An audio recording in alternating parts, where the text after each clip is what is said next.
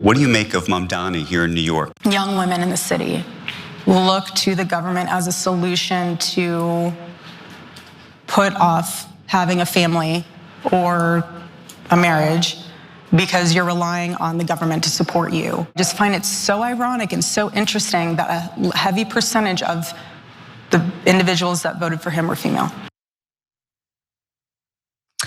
Erika Kirk, Charlie Kirk's widow, sat down for a conversation with Andrew Ross Sorkin at the New York Times annual DealBook Summit.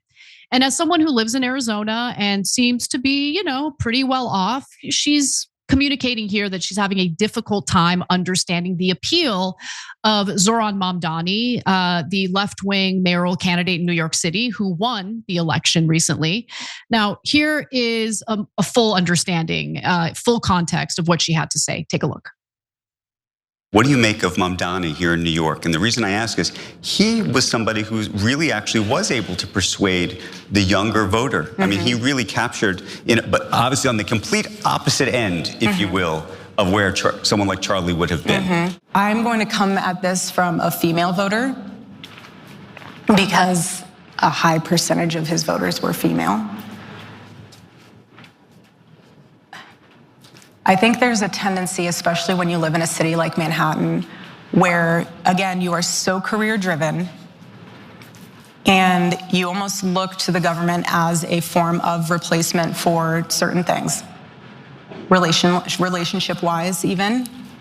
So you see things a little bit differently.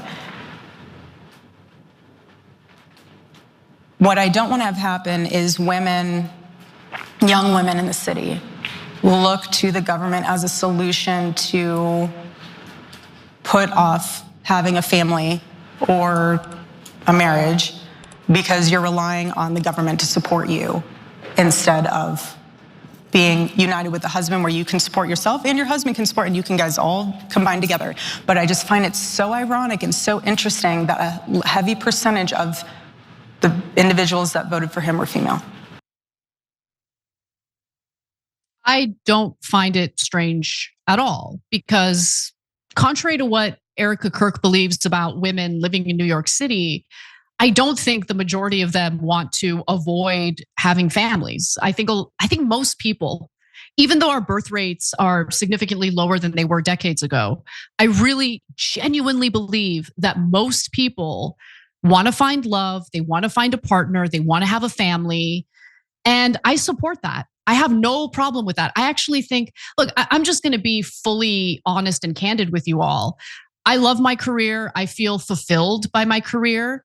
But nothing compares to the happiness I feel when I'm around my nieces, when I'm with my family. So I understand the argument she's making in regard to the importance of family and how it really adds to and enriches your life. That's absolutely true. But what I think she maybe has a difficult time understanding is she's not really in the same position as most Americans, certainly not in the position as average Americans trying to survive in one of the most expensive cities in the country. And so if you want to have children, if you want to start a family, well, you're more likely gonna do it if you feel that you live in the type of society that supports you in that effort, right? So living is already expensive in a place like New York City. It's even more expensive if you're a single woman. So the idea that women want to put off getting married because they want the government to take care of them, I don't think is necessarily true. But here, I'll help her out with why Zohran Mamdani was appealing to the people of New York City.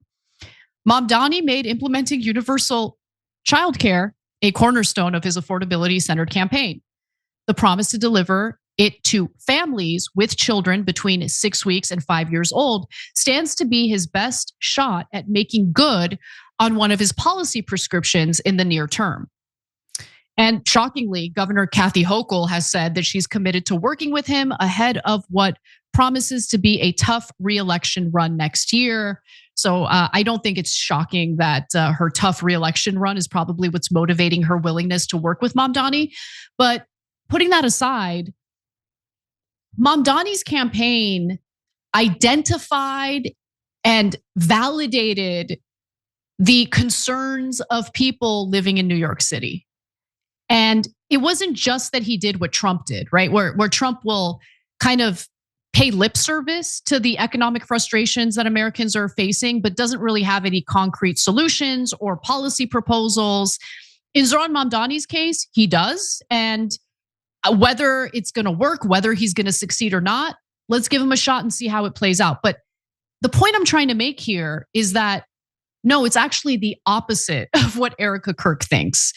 Zohran Mamdani's messaging is about supporting people who might want to have families, but feel like they're unable to because of how expensive it is to just live as childless people in New York City to begin with.